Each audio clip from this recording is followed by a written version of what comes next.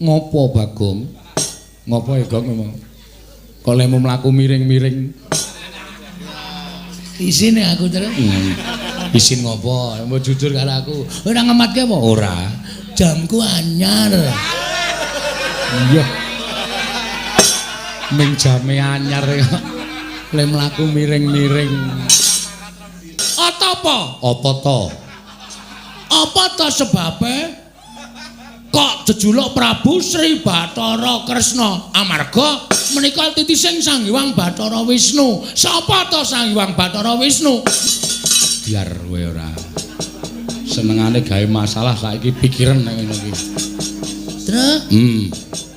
Ini truk gentenan gon. Mo. Mau pindah ngarep kok saiki arep njaluk. Iki ana masalah e. Masalah rampungi kowe iki nek omong celkap-celkop. Nek omong ora gagas natoni atine wong liya kok senengane waton jeplak cangkeme. Saiki rasakno kuwi piye Sinuwun Mandura nesu kuwi. Aku ora ngece Sinuwun Mandura kok. Aku mung ngarani Sinuwun Darawati. Ning kowe ngerti ya Sinuwun Darawati iki adine Sinuwun Mandura. Sinuwun Mandura iki nek adine dingonokne kuwi dheweke duka. Saya tak takon karo kowe, aku adine sapa? Adiku. Kowe ora nesu apa? Ora. Oh, telek iki.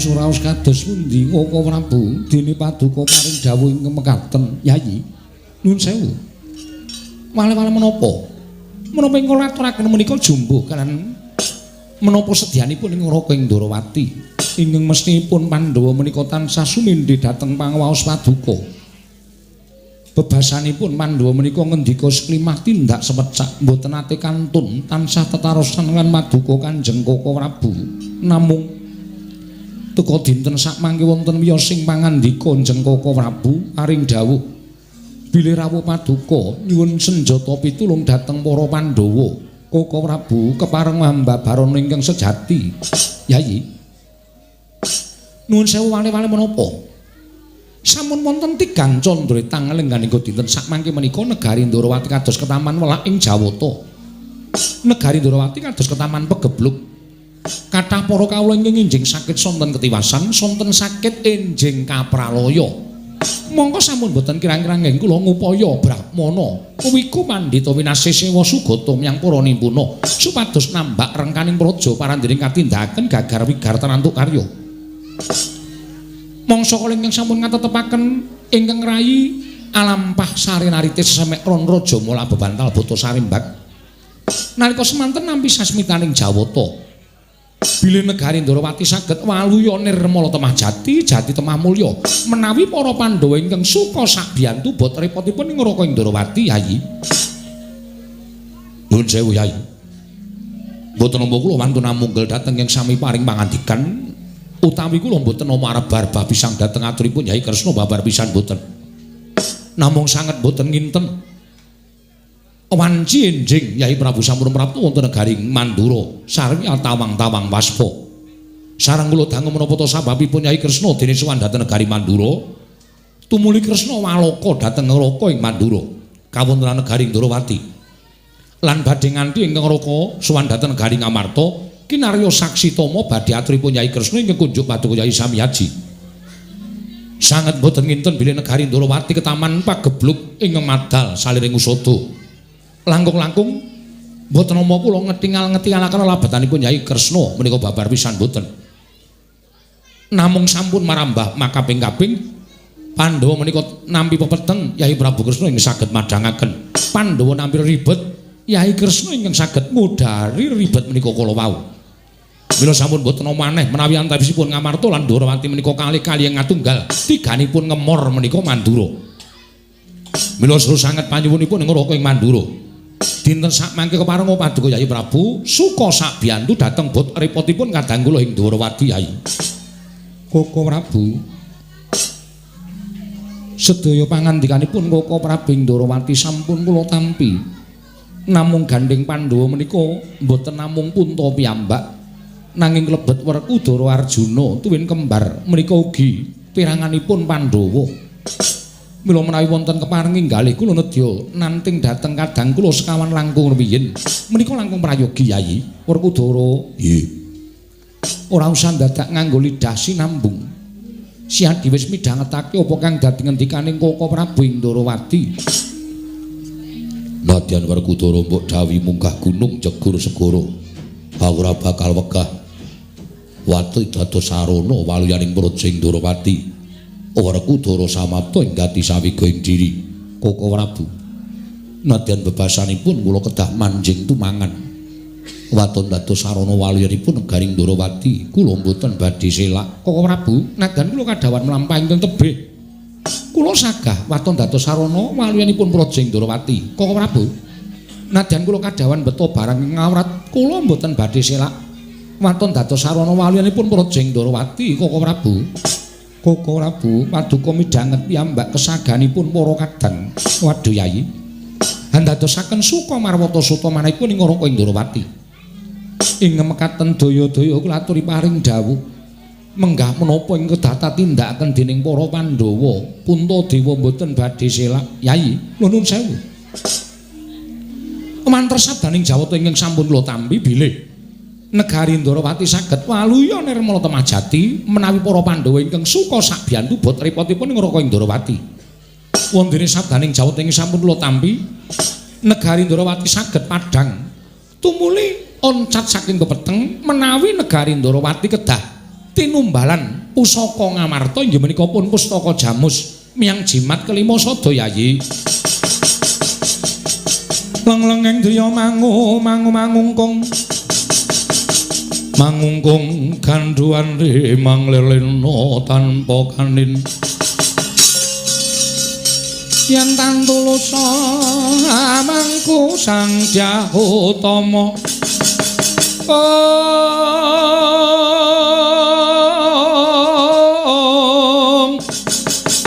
Nalendra Mudha wuwuse angrepa Nalendra Mudha wuwuse angrepa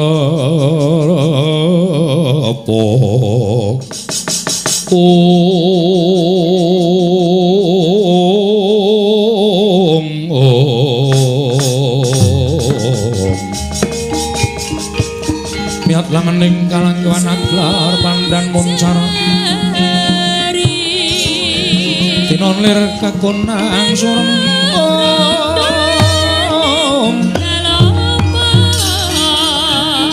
surem sorotetan kadang kasoran pacaring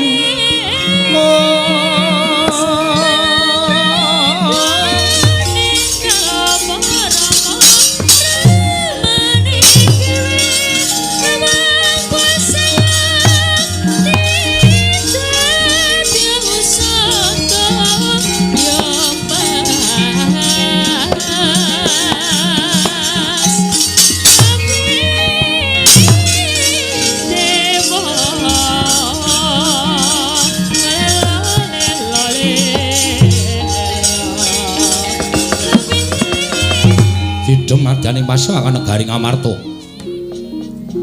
Sanata Ngamarta Prabu Darma Kusuma midhanget sabdanipun ing Raka Ndorowati dadi legep jroning galih. Nalika semanten kasaru geger madyaning pasawakan. Katrenjo sawanipun utusanipun Kelurahan Semar Badranaya. Nenggih Kelurahan Petruk Kanthong Bolong ingkang nganthi ngrayi Kelurahan Bagong. Minggah Datulaya nyerpepek pindha sata matarangan kaya kagiat kang samya mulat.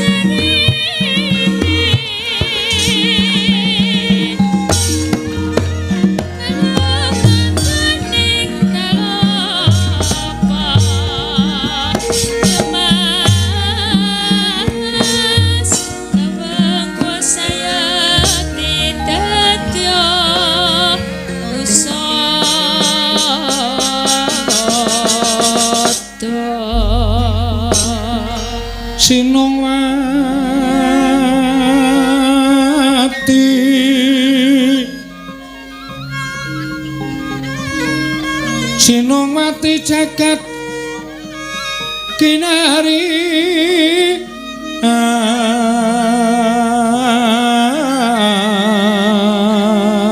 among mbak lumembak ombak ing samudra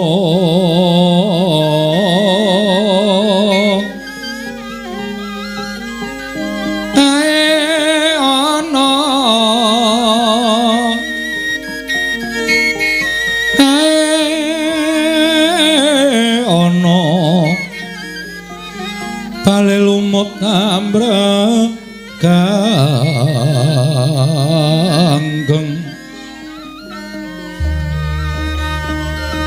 awita denceng-dencengan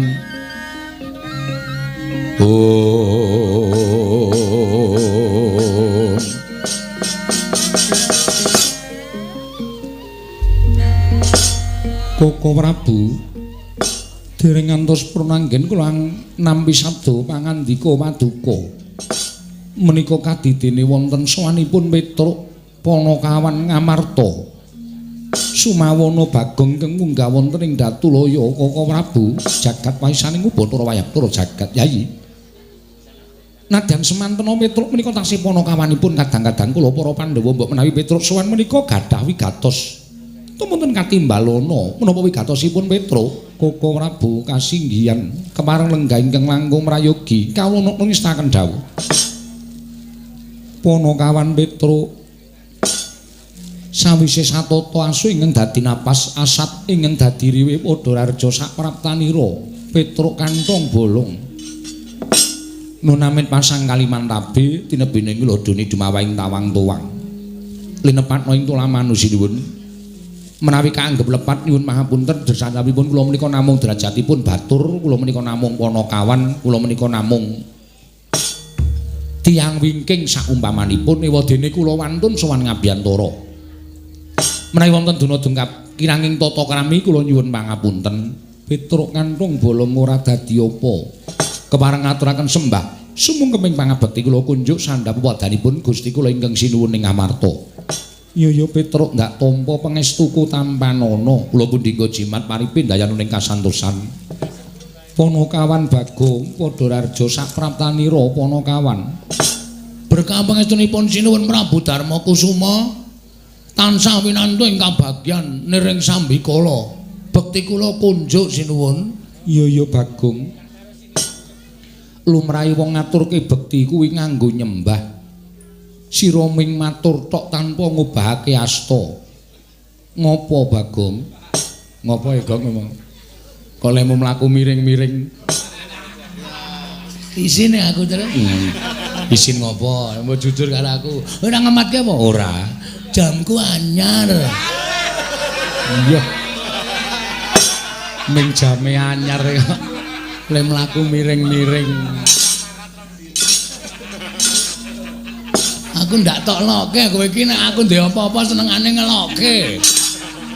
Wah, ming jam anyare kok le mlaku miring-miring. Abot. Lapis emas e. Waduh. Wong sak Bagong kok tuku jam lapis emas. Tak gorong dina wis biru saiki. Lah tegese kuwi ora lapis emas ming krum-kruman. Jam piro ya iki? Tengah loro. Lah. Aku wis lagi jam 10 kok tengah loro. Ngono aku tak blandangke. Oh. Ngono wis ngerti nggone atret. Jam kok atret ora. Ono kawan Bagong keladuk gecul ku marucul. Jame anyar. Nggih. Ya syukur yen to kowe ngabdi ning Ngamarta isa mipik-mipik Bagong. Ora ket kang mung jam. Pangestunipun Sinuwun Prabu Darma Kusuma pendak-pendak menjenengan paring gaji kalian kula tertentu kula celengi. Iya Bagong kuwi becik kanggo dina sesuk yen kowe tuwa. Mekaten Bu Sinuwun. Bekti kula kanca nggih Sinuwun. Iya Bagong. Ndak tampa pangestuku tampanana. Kula pundi nggo jimat paripe dayanana ing kasantosan. Ponokan Petruk padha raja sak pratamu. Pangestunipun Sinuwun Ndarawati wilujeng bekti kula kunjuk nggih Den. Iya Petruk tak tampa. Pangestuku tampanana Petruk nun inggih sanget anggen kangge ndadosaken jimat. Ponokan Bagong padha raja. Mengentenipun Ndara Kresna wilujeng bekti kula kunjuk nggih Den. Iya. Bagong tak tampa pangestuku tampanana. Nun inggih sanget anggen kangge ndadosaken jimat paripe. Petruk kantong bolong padha raja sak pratamu. Sinuwun Mandura wilujeng bekti kula kunjuk. Ya, tak tampa. Pangestuku tampanana. Nun inggih sangat anggen kami dadosaken jimat. Ponokan Bagong padha raja sak pratamu. Pangestunipun Ndara Baladewa wilujeng bekti kula kunjuk. Bagong, Nun, kowe tak tuturi gelem ora? perkawis menapa? Napa kula kleru? Napa kula lepat? Yen kowe kang rumangsani kleru mestine kowe tak benakke gelem jare kowe nyatane wong tuwa. Tur dasare kowe iki panakawaning para Pandhawa. Aja nganti sak tingkah lakumu gawe wiranging para Pandhawa. Cukup eneng negara Ngamarta, eneng Datul ya iki mau kang nembe wae kelakon. Nggih, perkara napa to? Yen ngadhep ana ngareping ratu kuwi nyembah, laku dodok. Kowe tanpa nyembah, tanpa laku dodok, ratu tok jak salaman ki anggape ratu ki sanak kadangmu dhewe, kulawargamu dhewe napa piye? Walah, masalah niku to. Ya.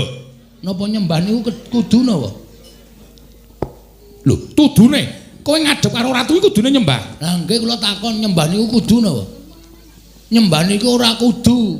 Salaman niku ya memperlambangkan persahabatan. Kula niku kalih Sinuwun Prabu Darma Kusuma niku wis kaya napa nggih? Panjenengane dadi Nalendra menika nuwun sewu. Kula jak salaman kowe mboten duka kok sampean sing wong liya kok duka-duka niku jane masalahe napa to? Aku ngandani karo kowe men ngerti tata krama. Kula niki wis tuwa ora usah dadak dinahi tata krama, kula niku wis ngerti tata krama. Kula niku ya sekolah e. Kula niku ya lulus e. Lho. Kejar paket B. Ming lulus kejar paket B kok ngleleng ngono. Ora iki lho, iki lho truk ana wong salaman karo Nalendra kok. Wong sing dijak salaman wae ora nesu kok wong kono-kono nesu ki maksude piye aku tak takon. Wis. Wis. Ndak dadi masalah aku ora seneng. Pokoke kowe ngalah wae. Ngalah wae. Mumpung aku bendina bar-belan lho iki. Iya. Bar-belan apa? Jam. Isih jam. Boyo wis togong mesake kancane ora. Ngene-ngene terus saben bengi potok sesisih. Ya wis nek ora tak kandhani sakarmu, sak tingkah lakumu sakarmu. Nggih. Pun sampean mboten sah nyaruwe kula arep nyaruwe sampean. Ngoten mawon beres kok. Ning aku ki kandhani karo kowe. Niki mangbuk saiki. Sinuwun. Apa Bagong? Sampeyan tak jak salaman gerah penggale. Ora Bagong. Nah, rungokke. Wong sing kono wae ora gerah penggale, tenang-tenang wae kok wong kono-kono kok unggah-ungguh tata krama apa. Sinuwun Prabu Darma Kusuma ki malah justru ratu sing pancen ngerti karo kawulane. Dheke dijak salaman kawulane ora nesu, disembah ya ora nesu. Kuwi ratu sik merakyat. Ora kudu ratu kok disembah, ora kudu dheweke sadar nek dheke dadi ratu ki mbiyen sing nyoblos ya aku barang kuwi. Iya Bagong, aku matur nuwun. Sami-sami mboten dados menapa sinuwun. Iya Bagong. Koko Prabu nggih sampun perkara kaya ngono kok digawe perkara. Aku ki jane mingkir benerke.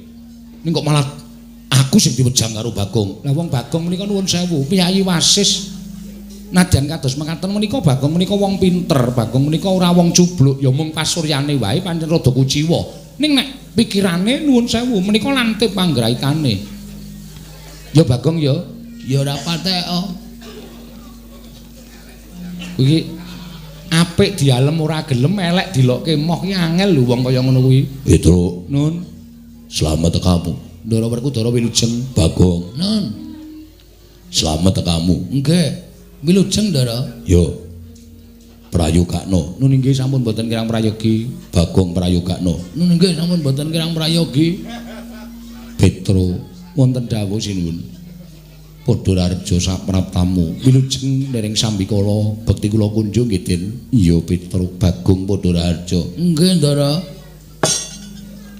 Pun sawetawis boten rawuh teng Karang Kadempel nyambangi para panakawan. Iya. Pun wonten 3 sasi niki sampeyan boten rawuh teng Karang Kadempel. Wah, wis panakawan do golek papan pendelikan. Mergane ngopo?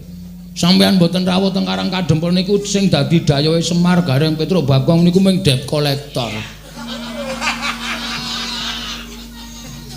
Iya sesuk aku tak tekan Karang Kadempel. Mengko tak rampungane. Alhamdulillah, Truk, beres, Truk. Petruk raharja sapraptamu, panakawan raharja sapraptamu. Wilujeng Ndara Kulasewa bekti kula kunjuk. Wilujeng Ndara Kulasewa bekti kula kunjuk. Panakawan wonten dawuh sinuwun. Ana wigati apa dene jeneng para sowan mongko tanpa tinimbalan apa saka karepmu dhewe apa saka diutus bapakmu Semar. Sampun kepareng matur, iya wis ndak keparengake. Matur sembah nuwun. Kepareng ngaturaken tebah Siti Sekul bilung teling ron klapa. Apunten mbok bilih wonten lepat kula nggih kula munjuk atung sapa paduka Gusti kula ingkang sinuwun. Kaya ora dadi ngopo Petro. Ingkang sepisan sowan kula menika ngaturaken sembah pangabekti dungkap angka kalih. Sowan kula menika mboten saking pikajengan kula piyambak, namung kula menika dapur dipun utus. Dipun utus Bapak Semar Badranaya. Bapakmu ya gene panakawan, utusan marang jeneng sira. Bapak niku pun wonten sesasi niki kaya wong lara ning jane mboten lara. Bapak niku wis ana sesasi niki kaya wong masuk angin ning jane waras. Ning kok tingkah lakune kaya wong sing kurang waras, kurang sehat awake bapak niku. Merga pun wonten sesasi niku bapak niku ora gelem mlebu teng omah. Ming teng ngajeng griya, tenguk-tenguk, longok-longok, dicaosi daharan ora didahar, caosi unjukan ora diunjuk. Mongko nek dalu ya ora gelem sari teng lebet griya, anane ming kemul ngajeng griya. Nah, kahanane bapak sing kaya ngoten niku ndadekake bingung anak-anak. Gareng, Petruk, Bagong. Tumuli kula ngejak Gareng kalih Bagong sowan ngersani bapak, nanjeke kahanane bapak. Tumuli bapak kula tantang, ngono apa to Pak jane? Kok sampeyan lega-lega kaya ngono? Nek bapak duwe pepinginan kuwi paringa dawuh. Mergo anak-anak saiki wis mentas kabeh. Garing wis omah-omah, aku wis omah-omah, Bagong wis omah-omah. Nek eneng wong tuwa sing duwe kerepotan mongko anake wis mentas kabeh. Kuwi jane apa sing dikarepke wong tuwa kuwi dadi tanggungane anak. Mergo urip ki cakra manggilingan. Biyen dek aku karo Gareng karo Bagong isih cilik dadi tanggungane bapak, ning saiki bapak dadi tanggungane anak-anak. Mula bapak paring dawuh, jane pengin apa? Barang kula matur ngonten niku bapak terus krekel-krekel gelem jehem, kersa nyumet rokok, terus paring dawuh kali kula. Iya Petruk, bapakmu paring dawuh apa? Ngene ya Truk, ngene ya Reng, ngene ya Gong. Aku meneng wae iki ora mikir karo kahananku. Aku meneng wae iki aku ora mikir karo kahanan anak-anakku utawa keluargaku. Aku kuwi urip ana ing jagat kuwi duwe kewajiban ya kuwi memayu ayuning jagat mbabar katentreman.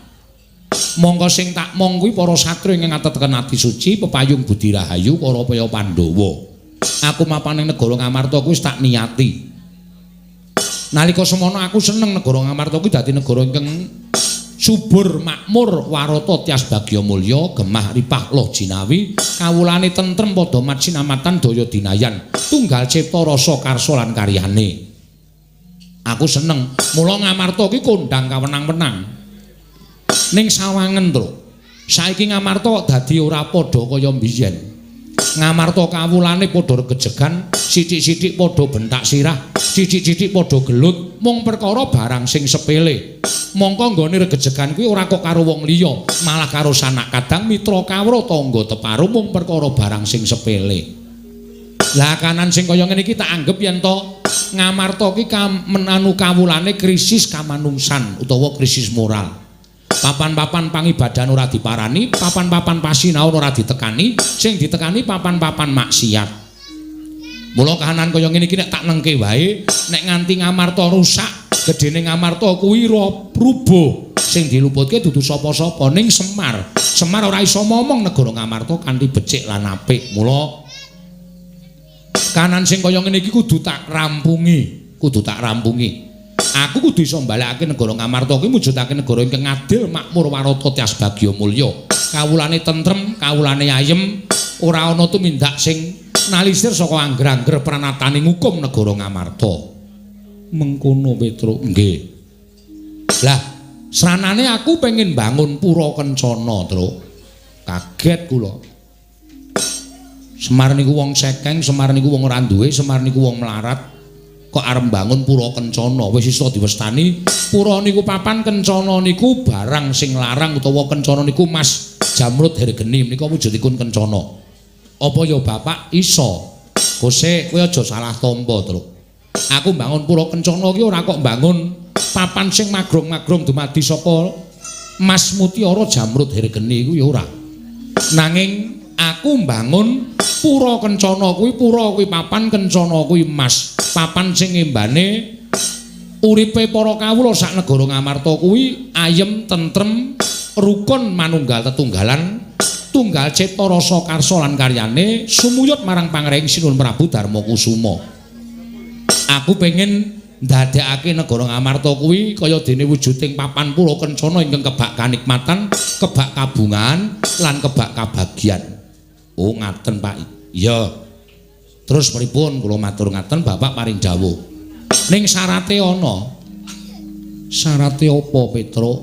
Kowe tak kongkon sowane negara Ngamarta, Pandhawa 5 cacahe aturana rawuh ning Karang Kadempel, sinambi mundi pustaka Jamus Myang Jimat kelima sada. Merga apa Pandhawa kok kudu rawuh ning Karang Kadempel? Pandhawa ki pangareping para kawula. Pandhawa kuwi sembaning para kawula. Nek kawula kepengin ayem tentrem, Pandhawa aja wegah caket kalian para kawula. Merga kawula ora butuh dibiyuki brana picis, kawula ora butuh dibiyuki bondo donya. Ning kawula butuh dicaketi atine, dicaketi rasane supaya rumangsa yen to raket karo pangarepane, wekasan padha sengkut gumregut bangun praja, bangun negara Ngamarta saengga gegayuhan kuwi iso kasembadan. Ngaten menika keparingipun Bapak Semar. Mula kowe sowan ning negara Ngamarta, Pandhawa 5 cacahe aturana rawuh ning Karang Kadempel. Mila sinuwun, sowan kula menika namung badhe-badhe muyung dhateng jengandika sak kadang-kadang keparenga tedhak wonten ing Karang Kadempel. Mastuti dhateng ngendikipun Bapak Semar Badranaya. Matur sembah nuwun cekap semanten atur kula.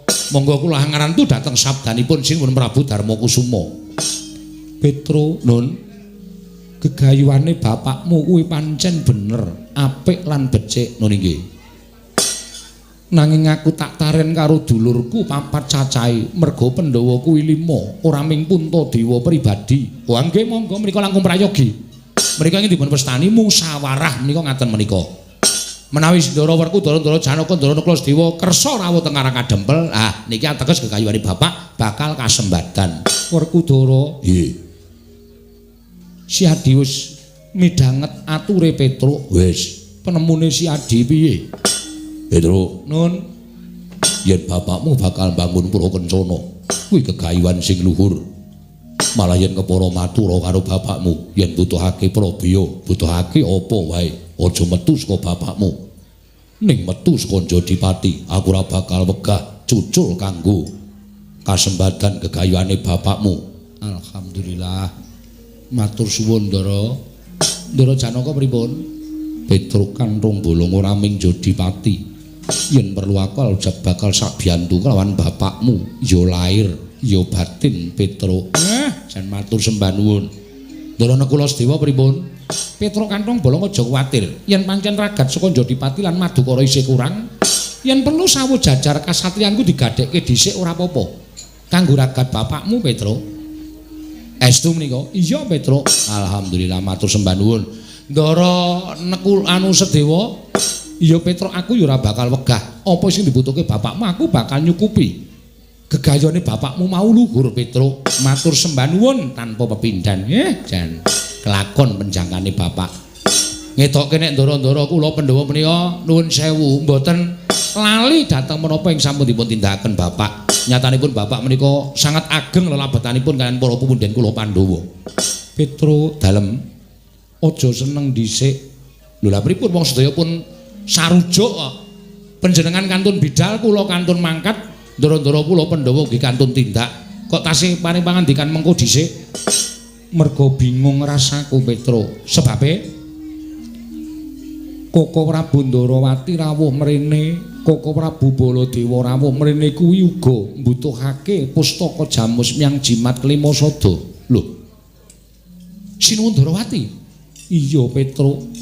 Mula yen to aku nuruti karepe bapakmu, doh nyono cerak nyono padha mestani yen to Ratu Ngamarta kuwi mencla-mencle ora iso dicekel gunemane. Mongko rawuhing Koko Prabu luwih dhisik tinimbangane kowe. Ngerti Petruk? Nadyan kuwi wong liyan kebrayan nanging yen to luwih dhisik kudu tak dhisikake. Nadyan kuwi sedulur kula warga. Yen to tinemu mburi ya kudu tak ladeni tinemu mburi. Kuwi pernatan negara Ngamarta mula ora kena diterjang sarta ora kena diterak. Sing gedhe pangapuramu Panakawan Petruk. Pandhawa kudu ngrampungi negara Ndarawati dhisik mengko sawise kuwi budal ning Karang Kadempel sinambi mundi pustaka Jamus Klimasada. Waduh. Gong, mulih le. Mulih piye? Ora entuk gawe. Kok osi iso? Kok iso? Lah iki sinuwun Kresna luwih dhisik rawuh, sinuwun Baladewa luwih dhisik rawuh. Mbutuhke pustaka Jamus Myang Jimat Klimasada. Ardiasta ning Ndarawati. Sinuwun Ndarawati kok mbutuhke pustaka Jamus Klimasada argo ngapa? Ndarawati ketaman pegebluk Bagong, bisane waluya nirmala temah jati, jati temah mulya. Yen to ditumbali pustaka Jamus Myang Jimat Klimasada. Oh, piye? Dhewe kalah dhisik kok. Pernatan Ngamarta ki sapa sing dhisik didhisikke, sapa sing kari dikerekke. Mula wis ayo mulih, ora usah dadak awak dhewe piye-piye engko ndak malah dadi geger, mulih wae matur karo bapak nek sowane awak dhewe kalah dhisik karo Sinuwun Ndarawati. Sik, Tru. Kowe arep ngopo? Nek entuk aku tak omong nang ngarep kono, nek entuk nek aku ki nek omong ya mek ngawur. Ning kadang kala omong aku ki sok bener. Heeh. Terus aku tak sik matur. Lah aku kowe pindah mburi. Oh iya. Ning ora gawe masalah lho, Gong. Ora, aku ki ya tak ati-ati nang kraton kok ndak malah kesalahan meneh. Mergo nek gawe masalah iki dudu nggonmu, iki ning kraton Ngamarta. Wis ngerti? Ya. Alon-alon ya. Alon-alon ndak usah kuwatir. Iya. Panakawan Bagong arep matur apa? Niki ngenten sinuwun. Gandeng Petruk. Niku nuwun sewu, SDM-e rendah. Dadi Petruk niku mboten iso omong secara napa nggih? Apa? Sing pinter ngene lho, sing mletek pikire. Iya Bagong, kowe arep ngrembug apa? Kula ajeng matur sanipun Sunan Prabu Darmakusuma supados atur kula menika kinarya panglimbang. Panglimbang penggawe panjenengan supados dipun gelar lan dipun gulung sampun ngantos klintu anggenipun netepaken sewiji-wiji. Wah, edian. Pek mau, Gong. Meneng kowe madang wae. Oh iya. Rasa gagas aku kowe. Iya. Disekecake. Perkara apa, Bagong? Nuwun sewu, sinuwun Prabu Ndarawati wau paring pangandikan nek negara Ndarawati ke Taman Pegebluk. Iya pancen mengkono, Bagong. Terus bisane waluya nirmala temajati yen to ditumbali pustaka Jamus nyang Jimat Limasada. Rong perkara niki ajeng kula rembug. Rong perkara artok rembug kepiye? Sepisan negara Ndarawati ke Taman Pegebluk. Nah, nuwun sewu, sing jeneng Pegebluk utawa welaking Jawata sing tumiba wonten ing jagat menika sejatosipun ukumane sing gawe urip dhateng papan sing ora gelem dielingke. Tegese sing ora gelem dielingke niku menungsane kon manembah ora gelem, kon tumindak apik ora gelem. Mula kala mangsa Gusti paring pagebluk dhateng papan menika merga menungsane wis ora iso didandani. Iya, Bagong. Niku. Terus saniki kula ajeng matur. Iya. Negara sing paling jahat utawa negara sing paling elek menika nuwun sewu, sak ngertos kula lho, ora negarane ning sing ngasta bawat pemerintahan menika negara Ngastina. Sing dadi ratu Prabu Duryudana menika ratu sing angkara murka. Negara Ngastina niku ora ke Taman Pegebluk. Mongko kudune Pegebluk niku nek tiba-tiba teng negara Ngastina, merga Kurawa wis ora iso dielekke pakartine. Ning kok tiba teng negara Ndarawati, mongko Ndarawati niku sing lenggah Prabu Sri Bathara Kresna. Mongko Sri Bathara menika sing jejuluk wonten jagat menika wonten loro. Siji Prabu Sri Bathara Rama, angka loro Prabu Sri Bathara Kresna. Apa? Apa to? Apa to sebabe kok jejuluk Prabu Sri Bathara Kresna? Amarga menika titising Sang Hyang Bathara Wisnu. Sapa to Sang Hyang Bathara Wisnu? Nika dewa sing tukang nentremke jagat. Dadi tentreming jagat menika gumantung karo Bathara Wisnu. Iya, Bagong. Heeh. Anu iya. Anu nggih. Iya, Bagong. Lah saniki pertanyaannya kuwi apa? Oh iya iki wayang ndeng lali aku. Aku kaya ning balik RK e, Truk. Balik RK wis ra ono, wis ilang suwe kok. Pedukuhan. Kaya menehi penyuluhan Pok Giat. Ah iya. Pok Giat. Pitakonane mboten sanes kejawi namung nuwun sewu. Negara sing ketunggon Prabu Kresna titis Sang Hyang Wisnu kok ke Taman Pegebluk. Niki napa mboten langkung prayogi dicek dulu. Dipresani rumiyin. Ngoten. Perkara mengke ke Taman Pegebluk saestu menapa mboten? Mboten masalah. Ning sing penting ditiliki riyen, aja nganti kleru dalan. Mengko nek kleru dalan gegetun mburi niku pun mboten nonton anu medeni napa jenenge Ora ono asile. Udu hasil. Mboten nonton prayoganipun. Ketoke ya udu kuwi, Kang. Heeh, sik lagi mikir aku. Mboten nonton apa, Bagong? Sik to. Anu napa ginanipun. Nah, mboten wonten ginanipun. Iya. Terus saniki kula tak takon. Pustaka Jamus Klimasada menika estunipun mboten kok pusaka panjenengan tok. Mboten namung pusakanipun Sinuwun Prabu Darmakusuma sak kadang-kadang Pandhawa gangsal cacahipun. Ning niku pusakane bangsa Ngamarta, pusakane kawula Ngamarta. Nek Ngamarta kelangan pustaka Jamus Klimasada menika para kawula badhe ketuyang-tuyang uripe. Mulai ngawur ketuyang-tuyang ki apa? Ketuyang-tuyang ki apa?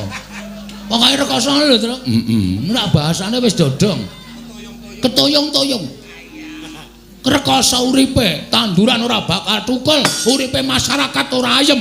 Luwe-luwe Pandhawa nek kelangan pustaka Jamus Klimasada niku sapa wonge sing ora seneng karo para Pandhawa nek ajeng damel cintrakaning para Pandhawa ngibarate angel mijet wae ngranti suwe banyu sinaring. Ngoten. Terus saniki kula tak nyuwun pirsa, nek saniki terus ming dienggo tumbal. Monggo nggo tumbal niku apik-apike ming dipendhem. Ateges pustaka Jamus Klimasada menika mboten wangsul dhateng para Pandhawa. Ingkang mekaten Pandhawa badhe kecalan pustaka Jamus Klimasada. Iya bener apa Kang? Mangke riyen kula dherek rampung. Iya sakarepmu Bagong. Terus saniki perlu dipenggalih. Saniki perlu dipenggalih. Nuwun sewu, saniki niku akeh wong nyilih anu nyewake sandangan wayang wong. Iya. Saiki akeh wong nyewake sandangan, akeh wong pinter sulapan, akeh wong pinter apus-apus. Nuwun sewu, kula mboten ngarani. Nuwun sewu, ya nek iki nek Kresna tenan. Nek udu, ayo. Upama niki panjalmaning mungsa. Niki panjalmaning wong sing ora seneng karo para Pandhawa mung arep gawe cintrakaning Pandhawa sarana nyuwun ngampil pustaka Jamus nyang Jimat Klimasada. Terus Pandhawa kelangan pustaka Jamus Jimat Klimasada. Terus wong sing ora seneng niku wau ajeng gawe cintrakaning para Pandhawa. Apa ora cilaka? Ngoten. Sampeyan niku dadi ratu aja ning paningal lair tok, ning paningal batin kedadi wong akeh. Amarga saniki akeh telik Mangendrajala ingkang badhe andasta pustaka Jamus Klimasada, ming kepengin kenggonan pustaka Jamus Klimasada nganti membo-membo sanak kadang, membo sedulur niku perlu dipenggalih. Sabab nek mboten ngoten, kula mboten truk jojokane kon mandeg truk. Iya. Nek tak-tok ki aku omong wae. Nganti kentekan akal aku. Heeh. Ngonten niku malah kira-kira pas. Ngoten, niku dadi perlu dipenggalih. Ampun kok sembrono. Niku pusaka sing dadi penguripane wong sanegara Ngamarta nggo sembrono. Nek nganti diasta Sinuwun Darawati, siji jebule dudu Sinuwun Darawati ning panjalmaning mungsuh wis kebacut diasta panjenengan kelangan pustaka Jamus Klimasada kapusan karo Sinuwun Prabu Kresna. Wah, apa ora cilaka? Apa ora geger jagat Ngamarta?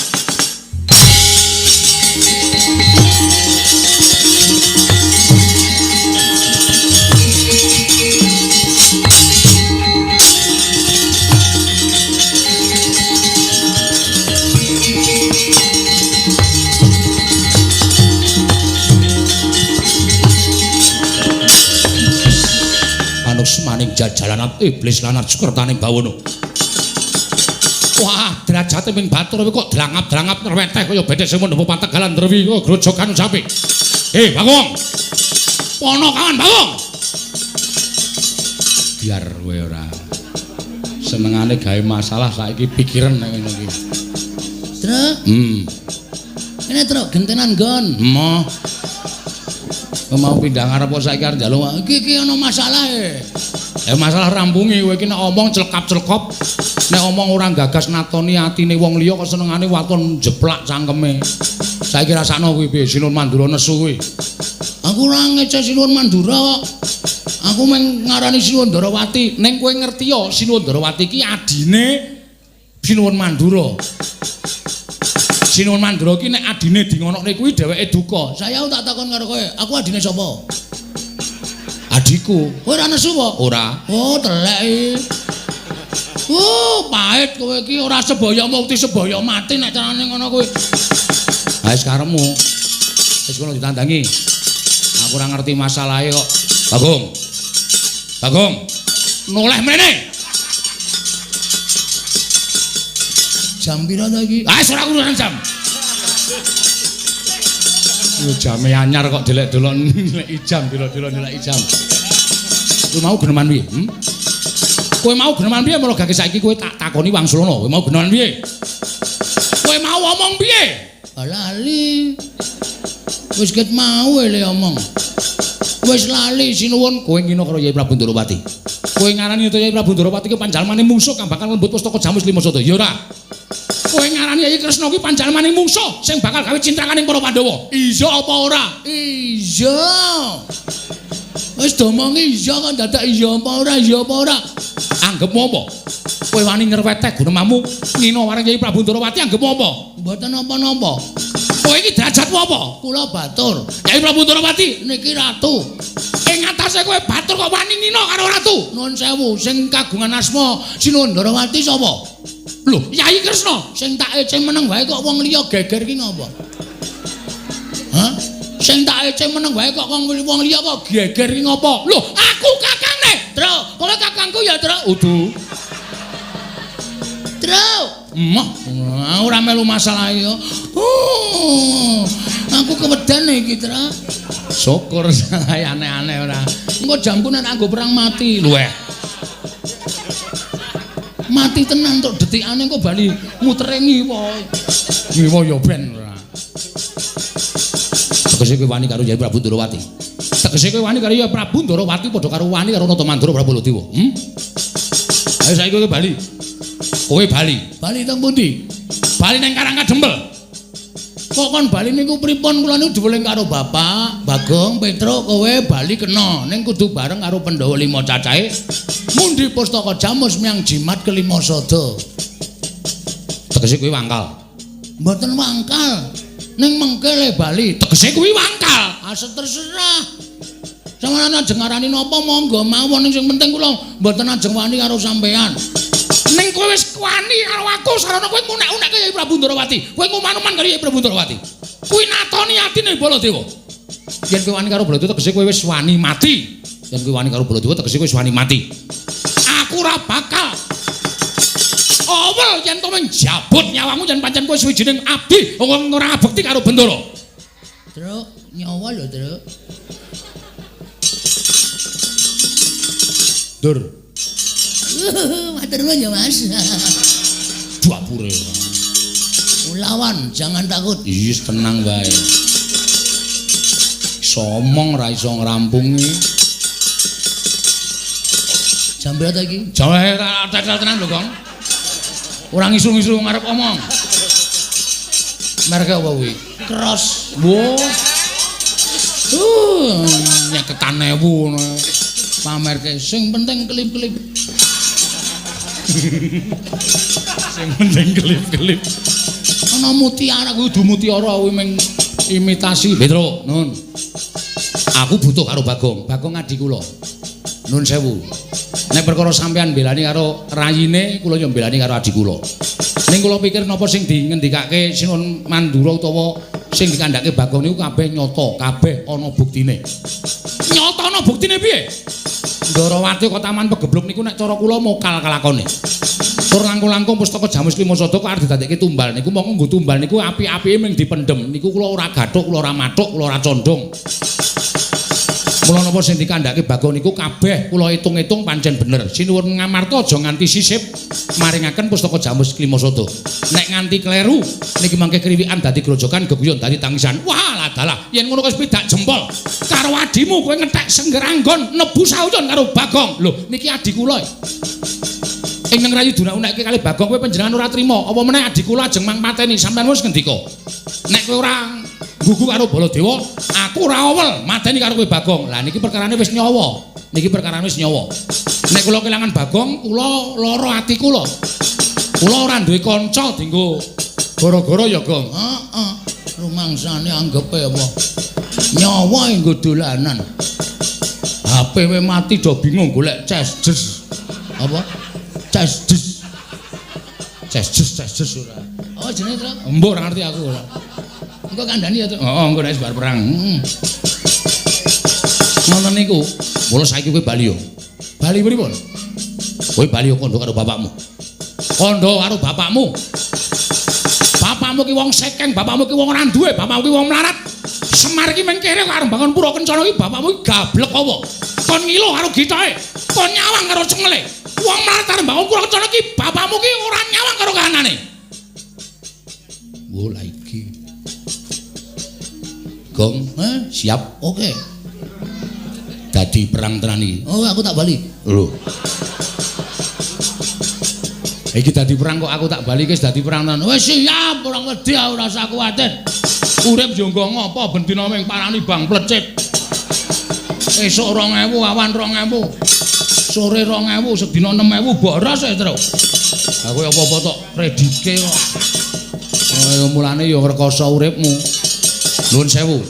Nek sampean ngunekke Petruk niku wong mlarat wong ora duwe monggo. Nek sampean ngunekke Petruk niku wong sekeng wong sing mung derajate batur monggo. Nek sampean nyandak bapak niki selain perkarane. Gitu perkarane. Nuwun sewu. Kula ora ngajeni karo sampean mergo sampean ora tata krama karo Petruk. Arep Petruk nimbing kawula cilik sampean kudune tata krama karo kula mergone sampean kalah tuwa karo Petruk. Unggah-ungguh tata krama dienggo. Ning sampean wis ora nggunakake tata krama, sampean nggunakake bapak wong kere, wong gedibal, wong 17, wong elek nyolok mripat. Kula ora trima. Lho, wani karo Baladewa sing nawedeni apamu? Apa dumasamu aku wedi karo kowe? Basa terus cerewet ngomong ngono. Nuwun sewu, kudune sampean tak basani. Ini mergo saka tekon sampean watak sampean sing ora wangun dibasani, nyuwun pangapunten kula basa karo sampean. Nggo ngopo kula basa karo Prabu Baladewa? Nek sampean senengane ngendak karo wong cilik, nek sampean senengane ngidak-idak karo wong cilik, sampean kok ngasake dadi derajat pangkate duwe derajat pangkat nganggo mekutha dijeluk Prabu Baladewa. Nuwun sewu, Den. Derajat pangkat niku mboten wonten artine napa-napa. Sampean kali kula niku di mata Tuhan itu sama. Sing bedake men derajat karo pangkat. Derajat karo pangkat sampean sesuk ora nggo ngadep ngersane sing gawe urip. Bapak niku ya padha derajate karo sampean. Lha sampean aja ngece karo bapak. Bapak ki nek gelem dadi dewa niku derajate luwih dhuwur saka sampean. Kok sampean ngunekke bapak kere, bapak gedibal 17, bapak wong elek nyolok mripat. Nika ketoke nika mung derajating Panakawan ning kae nika titising Sang Hyang Bathara. Sapa, Gong? Ismanto. Ngawur to. Sapa? Anu sapa? Ismidianto. Du. Wong nganggo is kok. Heeh. Aku ya sok nyelok si is ngono. Sapa jenenge? Wah, sapa sok lare kok. Ismana. Udu. Iki cepet to dipikir ndak engko lele padu ndak selak ilang. Dipikir cepet Ismaya. Nika Sang Hyang Bathara Ismaya niku kakangne Bathara Guru. Nika nek gelem urip teng kayangan niku pangkate luwih saka sampean, derajate luwih saka sampean. Kok sampean iso ngunekke Semar wong kere, wong gedibal 17, wong elek nyolok mripat saka ndi? Saniki kula tak takon karo sampean. Sampean sadurunge dadi ratu niku uripe teng pundi? Sampeyan sadurunge dadi ratu niku uripe teng pundi? Sampeyan dititipke Demang Sagopa teng Widara Kandhang. Biyen upama Demang Sagopa niku blaka, Kakrasana enten teng Widara Kandhang, sampeyan pun mati dirajang-rajang karo Kangsa. Bareng sampeyan sakniki urip dadi ratu kok karo kawula cilik kok ngidak-idak. Kok semangkean kok. Hah? Terus. Mulai pucet wong itu. Terus suarane terus nek kowe iso menang wah gleleng lho, Tru. Iya, santai wae kok. Aja santai. Sing tenanan kok santai. Ha iya maksude iki alon-alonan wae yo. Kok tak takon. Saniki mang genahke, pripun? Ajeng pripun kula manut? Petruk nek wis kaya ngene, wis ora wedi apa-apa. Kula agal ya wani, alus ya wani, padang ya wani, petengane ya wani. Iblis lanat. Mboten iblis niku tenan. Tak gawe saya mboro. Sapa sing cilik gedene sangkul kadetaning Baladewa menang boyong pustaka jamus miang jimat lima soto. Napa? Sapa sing cilik gedene iso ngukuli kadetaning Baladewa boyong pustaka jamus miang jimat lima soto. Piye, Gong? Saguwi. Rasa suwate. Saya mboro perang ya. Saguwi. Wis to, ora masalah. Engko sing maju kowe. Piye? Wani ora? Aku rada tratapan nek wedi ora. Nek wani kok wani karo sinuwun. Sampeyan ngunekke pripun? Tak gawe saya mboro perang. Sapa sing cilik gedene iso kuwi kaditaning Baladewa wenang boyong pustaka jamus lima soto. Oke. Semono uga aku. Sampeyan boyong pustaka jamus kelima soto. Manglangkai batange Petruk. Lho we. Piye gelem ora? Moh kok aku ora. Aku mung tak omongke. Ben kowe cepet mati ndasmu kuwi ora. Cepet mati. Dudune kene papane wong neter kadhe medal Jawi, kula dereke ndara medal Jawi. Yo!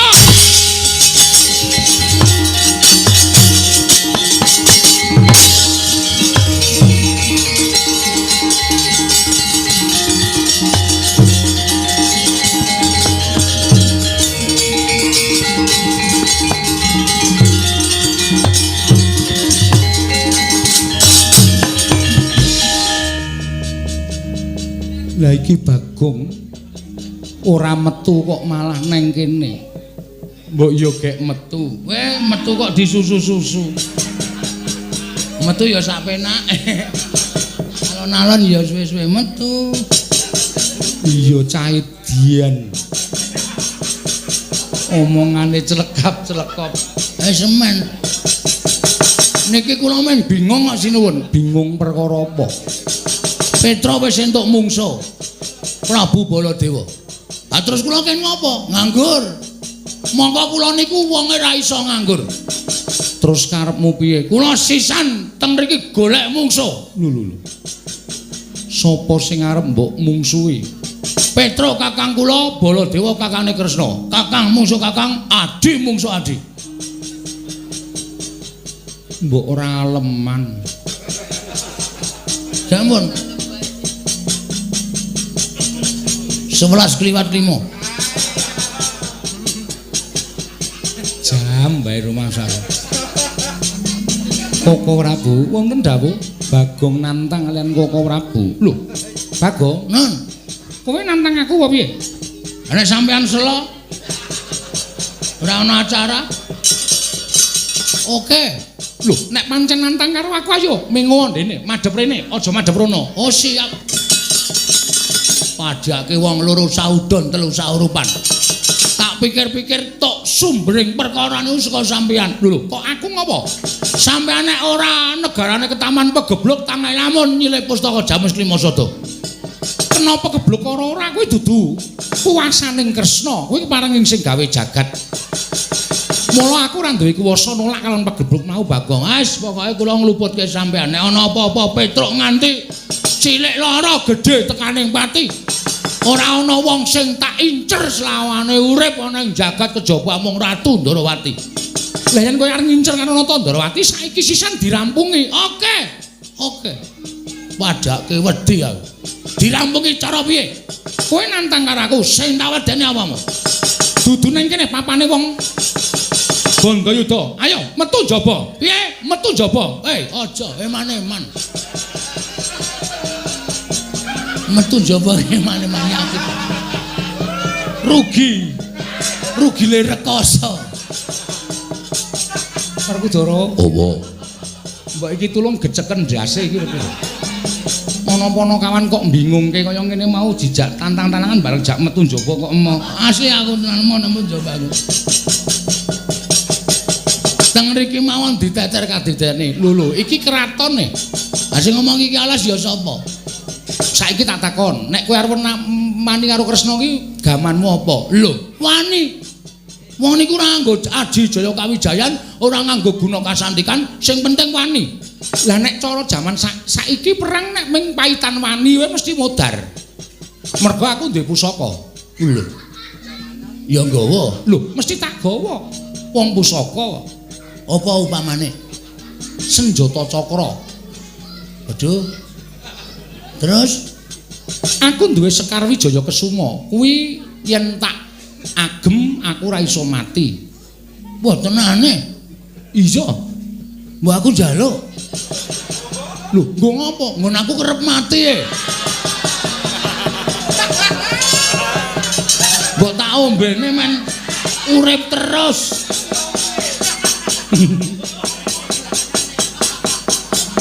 Kowe iki wong edan kok iki pusaka kok padake pil. Kowe berarti sampean sok tuku. Kok paham? Wis ora caturan. Gah karo kowe. Sono metu kono. Nggih, ngapunten men guyon sinuwun. Iya, aku ya ngerti watakmu kok nggih. Pun sinuwun kula tak nyuwun pamit nggih sinuwun. Iya Bagong sing ati-ati. Nune nggih. Kula tak medal jawi tak ngelekke Petra kok wani karo Prabu Baladewa mungkin ndak kualat. Iya Bagong sing ati-ati. Sampun nyuwun pamit. Surtiting ati-ati duga-duga digawa Bagong. Nune nggih, kula tiyang sepuh mboten sadelingke. Sina Ndarawati nyuwun pamit ngapunten men guyon. Iya Bagong sing ati-ati aja kaya bocah cilik. Nune nggih. Pun ngeten? Yo sing ati-ati. Nune nggih. Pun Ndara Janaka? Iya sing ati-ati Bagong. Ndara kula Dewa kula nyuwun pamit. Iya Bagong sing ati-ati, Bagong sing ati-ati. Kali saya. Nggih, Ki Lurah ngatos-atos. WA-mu isih sik mbiyen kae to? Tasih. Engko tak chatting. Oh nggih, ngestakaken dawuh. Ngestakaken dawuh. Nek ana perlu apa to? Kowe ra isin nyinden to? Tasih. Men aku kurang sinden bareng. Nek kurang sinden tak pateni ning dalan kowe tak kabari. Wong edan. Sampun nyuwun pamit sinuwun. Sing ati-ati aja kaya bocah cilik. Mengke nek kula mboten ngelekke Petro ndak malah ora rampung-rampung kedadeane. Pareng sinuwun. Iya, Bagong. Pareng sinuwun. Iya, Bagong sing ati-ati. Pun nggih, Den. Yo, sing ati-ati. Wong Petro niku nek nesu wis angel-angel kandhanane tenan. Kandhane angel tenan Petro. Nek wis muni muring-muring wah, ning nek kula teka cep klakep. Rawani omongan. Petro nggih. Watake brangasan. Wah, wis pokoke ngeri lho. Kawon nganten mawon kula nek crita ndak malah kedawa-dawa. Iya, Bagong sing ati-ati. Nune nggih, pareng nyuwun pamit. Sing ati-ati aja kaya bocah cilik. Nune nggih, pareng nggih sinuwun. Iya, Bagong sing ati-ati. Pun nggih, Den. Yo, sing ati-ati. Pun nggih, Ndara. Iya, sing ati-ati. Nune sing ati. Iya, sing ati-ati. Iya, sing ati-ati. Engko ndak malah ora iso piye-piye. Soale Petro niku nek nesu gilani tenan. Iya, aku yo ngerti. Wah, wingi bar ngembrukke pemean barang. Pun nggih sinuwun. Iya, Bagong. Mengke ndak mboten kajian langsung ingkang. Ya tak wis ya sinuwun. Iya. Saya ora cetha leh ngomong. Nggih. Pareng. Iya, Bagong. Pun nggih. Yo. Pun nggih. Yo sing ati-ati. Pun nggih. Yo sing ati-ati. Sayang wis ya. Iya. Tak metu tenan ah. Dameng bola-bali kok ndak do diarani aku ki kurang. Asale ngaten wingi nika. Kowe iki ngopo, Bagong? Bola-bali Kok do ora tanggap to iki? Kraton ki ora kaya resepsi. Resepsi ki panganan metu terus nang kraton ki blas. Wedang kowe ora ana. Mboyon 10 apa? 10 butir. Yayi menika kok ya ngendikane kaya ngoten lho. Lho meniku nek cedhak Bagong karepe arep guyon terus. Ampun, mungkin ndak dadi ponokawan. Pun ngoten mawon nyuwun pamit. Iya sing ati-ati. Mboten sangang nggih gamelan. Iya. Wis pelit kabeh. Kowe Patih Andakawana. Inggih, Ki Lurah. Kok sowanmu ora nang caket kono? Mboten. Mriku sampun kebak. Kowe nggodhet 200. Lho. Beto, badhe menawa Nek tak silih-sikik lajeng mangke ngunduraken njaluk Kresna. Oh nggih ngestakaken dawuh. Kae apa ora edan kae? Utang patih kok sing kon nyaur ragu kae lho, nek ora wong nekat ora kelakon to. Wah, malah cilaka to. Ngopo meneh? Dompet kula tiba e. Lho, Dompetmu tiba nggih. Isine apa? Werna-werna, BPKB, sertifikat. lah apa sedeng nang dompet? Kula lempet cilik-cilik mongko nek mbutuhke saya kan tinggal masuk bank. Oh, ngono to nggih. Ana dite ora? Wonten pira? Manut. Oh lah. Caidan wing arep njaluk meneh kok. Wis ora direspon. Nganggo cara piye-piye tetep ora ditokke duwite wis pahit-pahit. Yayi, kula wonten dawuh kok ora Bu. Samangke kula nyuwun pamit. Madhal paselan kepareng paduka Kanjeng Koko Prabu kados pundi? Kula namung ngeman dhateng Koko Prabu Mandura. Ing atasipun langgati dhateng Ponokawan Petruk mangke mindhak malasaya dipun erang-erang dening para kawula.